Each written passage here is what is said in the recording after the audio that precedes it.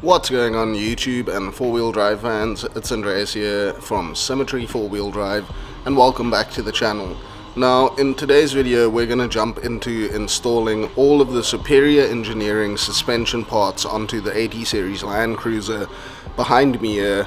So if you didn't already, in our previous video we showed you a whole bunch of new suspension components for the LandCruiser, and you can check that out on the channel, so just go give that a look. If you haven't seen it already, I'll put a link in the description. And let's dive right into installing these superior engineering suspension components onto the 80 Series LandCruiser.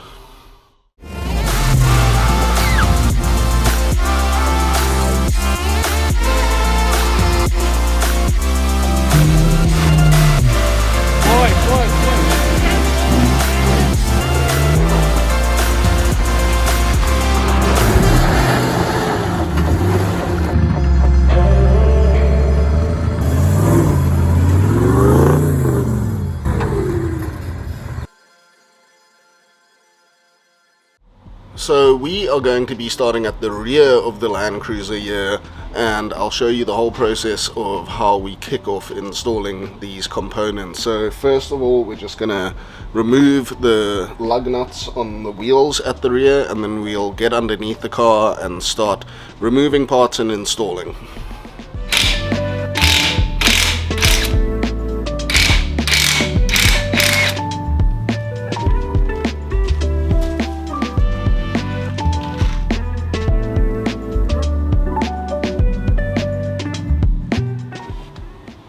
So now that the lug nuts are removed on both sides, I'm going to start by removing the sway bar just for later on when I need the axle to articulate, but that's just our first step here. So I'm going to hit it with a little bit of brake cleaner just to make sure that old bolt and nut comes off.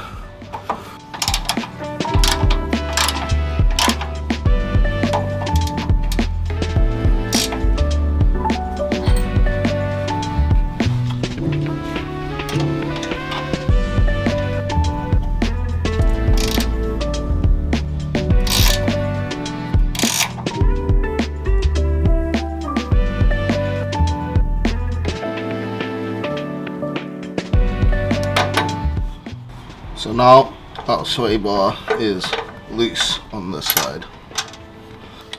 So we have removed the sway bar end links on either side of the car now as the first step of the process, and that is just a number 6 Allen key as well as a 19mm spanner. A ratcheting spanner works ideally to take that off. So the end links on the sway bar are now disconnected, and we're going to move on to the lower control arms and do those one at a time whilst the car is in situ, and replace that with the superior engineering component.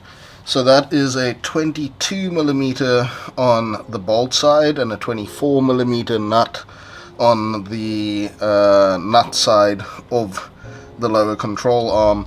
So we're just going to hit that with a bit of brake cleaner. We already sort of did that earlier, and we're gonna see if this big bolt comes loose.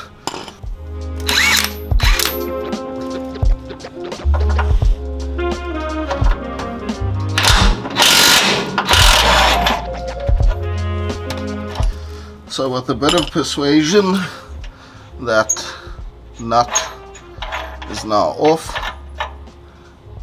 So on this washer I can't actually see any of those teeth, so it's not one of those kind of washers, but yes, we have got the bolt loose on that lower control arm now. So before we remove this bolt, we're just going to loosen up the other end on the axle of this lower control arm. So now we are busy on the axle side of this lower control arm, so we're just going to hit that up with a bit of brake cleaner.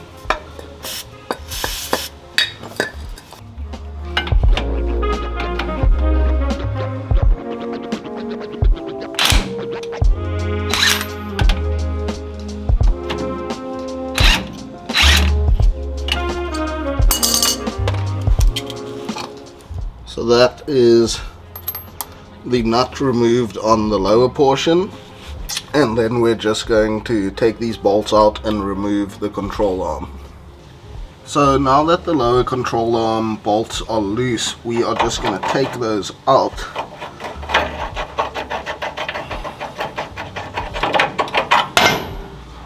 There we go. And then also at the bottom side as well on the axle itself.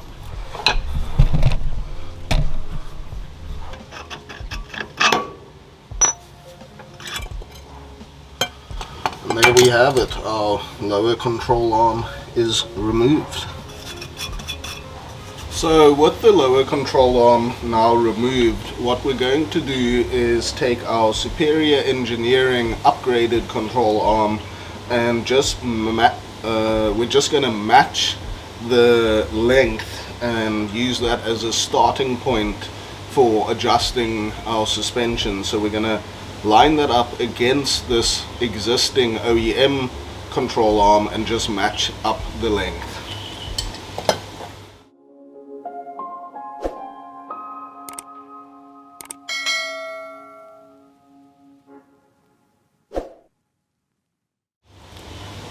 So what we have done is just use that adjustment thread on the end of these adjustable control arms, matched it up to the OEM control arm and just put our bolts through to locate it, and we're just going to nip that up, tighten it a bit on that end, and now we can put this lower control arm back in the vehicle at the OEM length.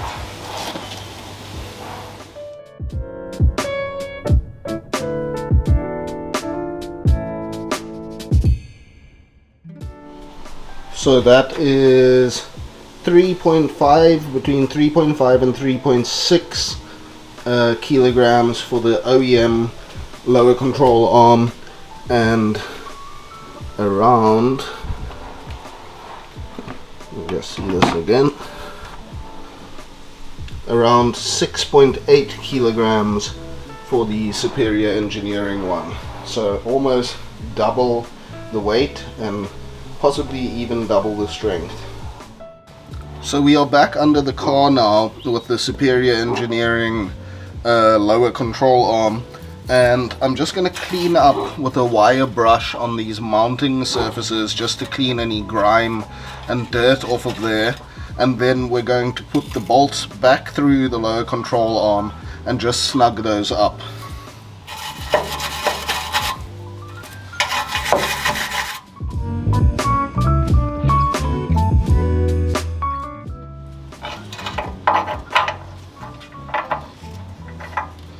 So while we are putting in this lower control arm, just to note, the adjustment end will go on the chassis side of the car, not the axle side, and the bracing on this lower control arm, this rib that's attached to the top of it, will go facing upwards towards the car, not downwards towards the ground.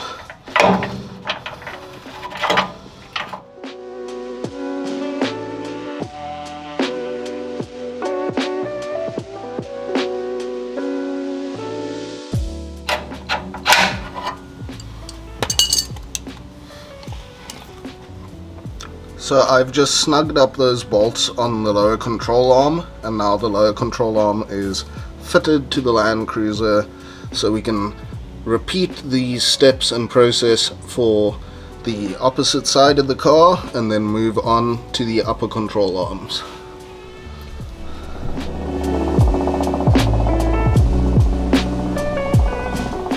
So now we are starting on the upper control arms, and we are just going to undo the bolts. They are the same bolts as the lower control arms, so a 22mm on the bolt side and a 24mm on the nut side.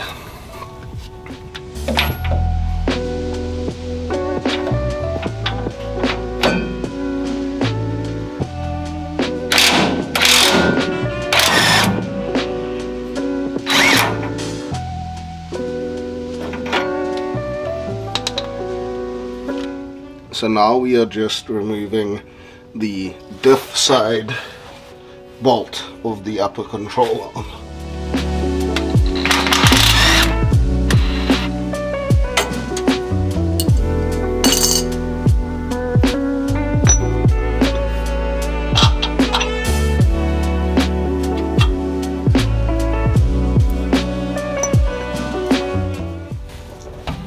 So it looks like these bushes have been replaced for polyurethane or something like that in the past.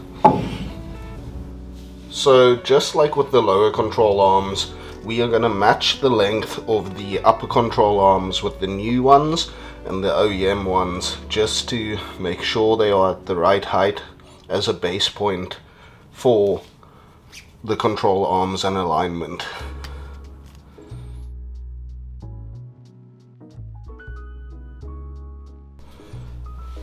So now we have matched up the length on these control arms, so we can just snug up the adjustment collars and then fit it to the 80 series.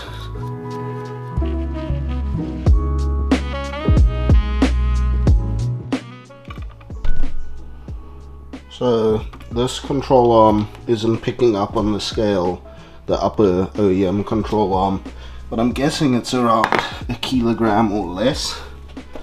Now the superior upper control arm, also not picking up, but feeling that, I would say 3.5 kilos for the superior control arm. Not scientific, I know, but I think that one weighs at least double what the OEM one weighs. So we are going to install the upper control arm now, and we're just first going to put in this chassis side.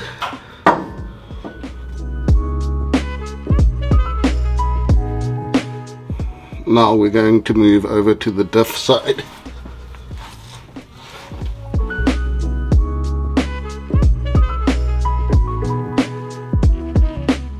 So we are just going to snug up these bolts, and then this rear upper control arm is installed.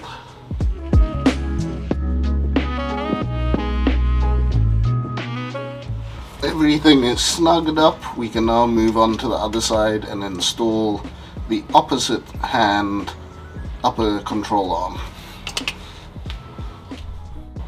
So the next step, we are just going to remove the entire sway bar bracket over here, and that's just because we are going to jack up the car to start removing the springs.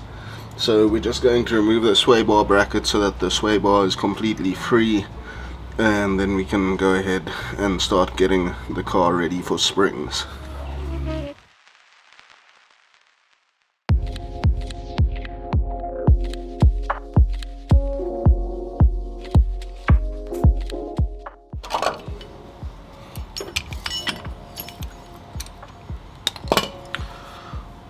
So that is the OEM sway bar bracket removed, and now we're just going to repeat that process on the other side.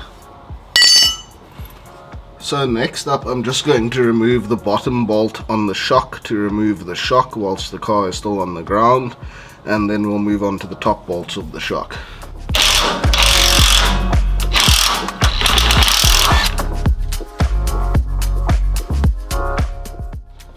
So now we are going to remove these two top bolts that hold in the shock absorber.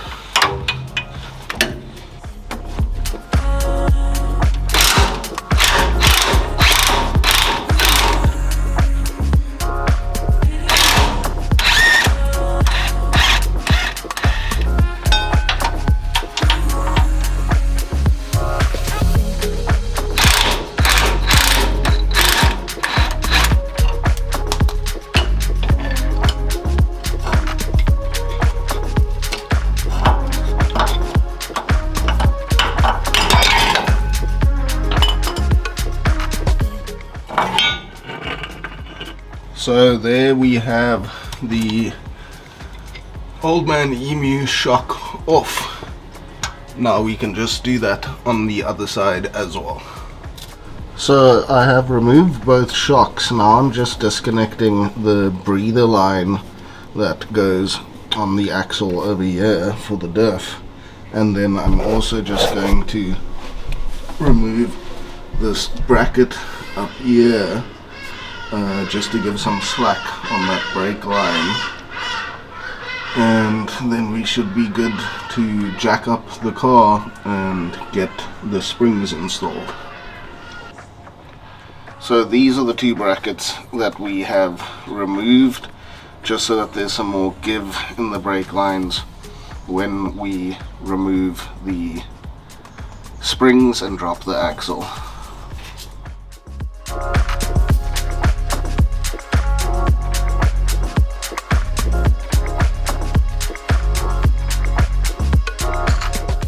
So the car is now dropped on the ground, or the rear axle is, and as you can see the springs are loose in their perch. So what I'm going to do is put a bottle jack under the other side of the axle and articulate it upwards so that this side comes down, and then we can remove this spring and install the new Dobinsons spring.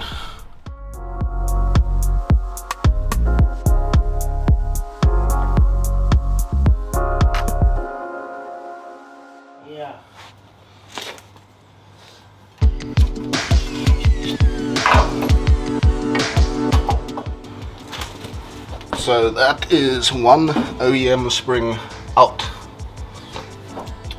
So now that the old coil spring is out, we can install the new 3-inch Dobinsons springs, and those are also load rated, so they have a similar freestanding height, but the coils look a little bit thicker, and yeah, they're obviously rated for the weight that I'm going to be carrying.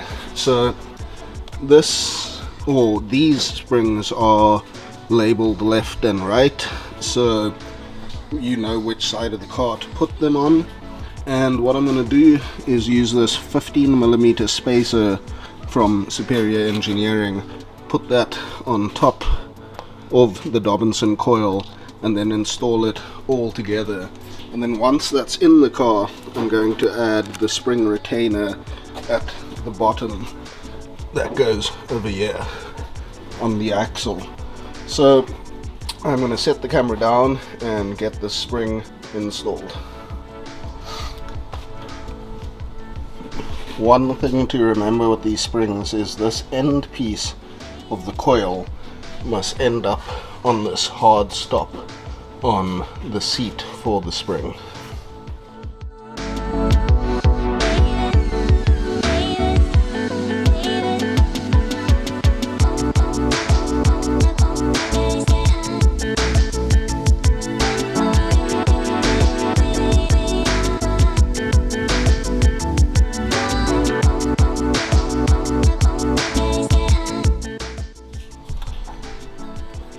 So we have the spring installed. As you can see, the end lines up with the hard stop on the spring perch, and then at the top here the spacer is also installed over the bump stop. Now we can jack down the other side of the axle and get this seated, and then jack up this side to take out the other side spring and install the Dobinson one.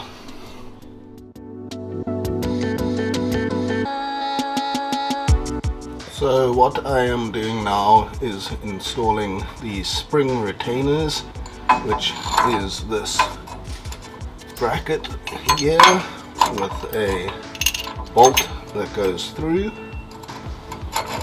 and then we have a nut and a washer that goes on the inside here. So let's try get that on. It's quite tricky.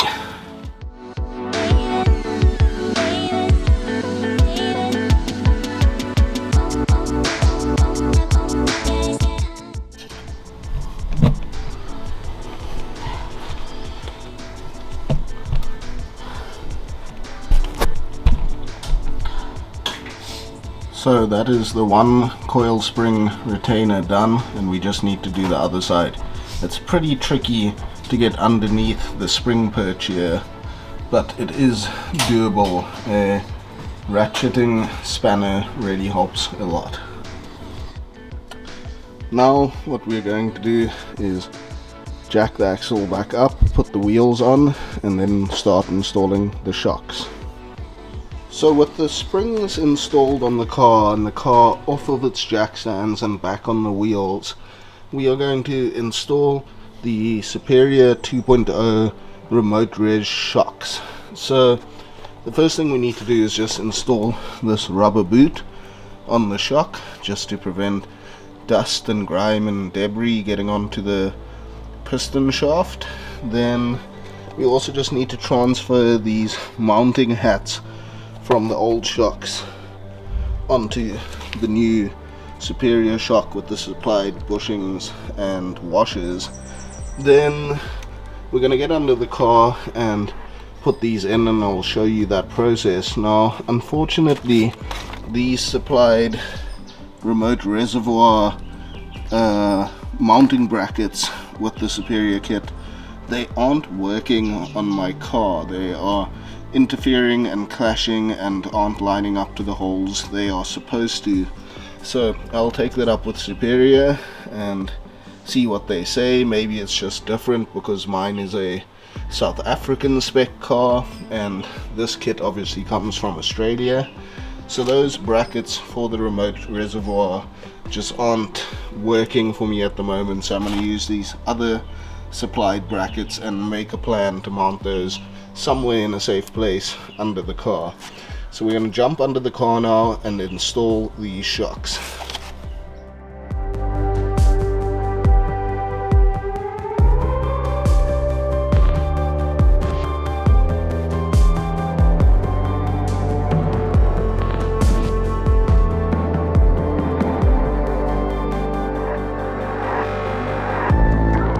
So we have both rear shocks mounted now. The Superior shocks are very stiff even on their softest compression setting, so it was hard to compress by hand and get it on the bottom eyelet, but we got it done. So now that the shocks are in, we are going to start removing the Panhard bar, which is a 24mm socket on here and also on the other side just down there. And we're going to remove the Panhard and install the Superior upgraded adjustable Panhard.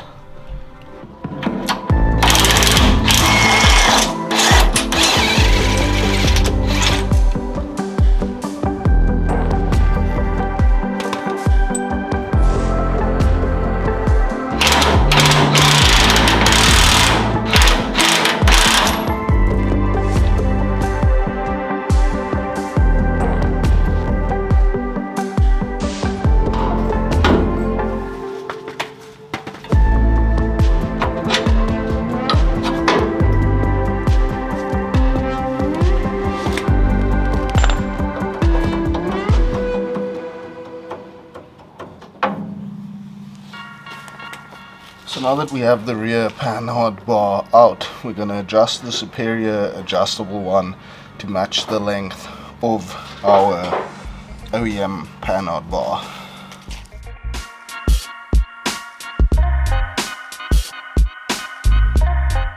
So I just weighed the OEM Panhard bar and it didn't pick up, but it feels like it's a kilo roughly, maybe in between 1 kilo and 2 kilos, while the Superior Panhard bar is 4.4 kilos. Let me just get this to register. It comes up as 4.4 kilograms for the Superior Engineering Panhard bar. So now we are going to fit the Superior Engineering Panhard bar.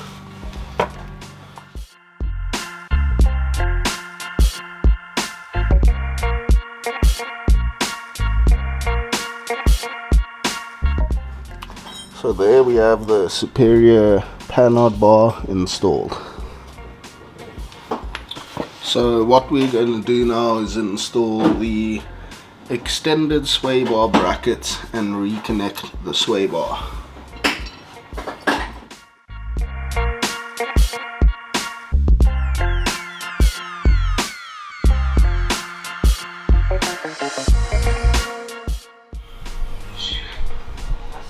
So that is the sway bar extension connected.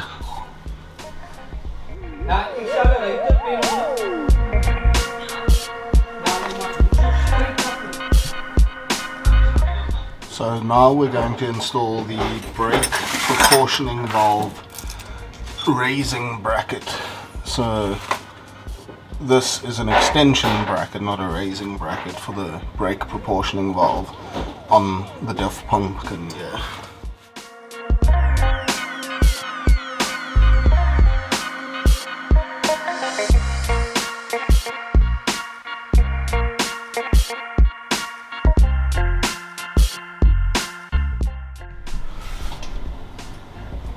So that is the brake proportioning valve extension bracket installed.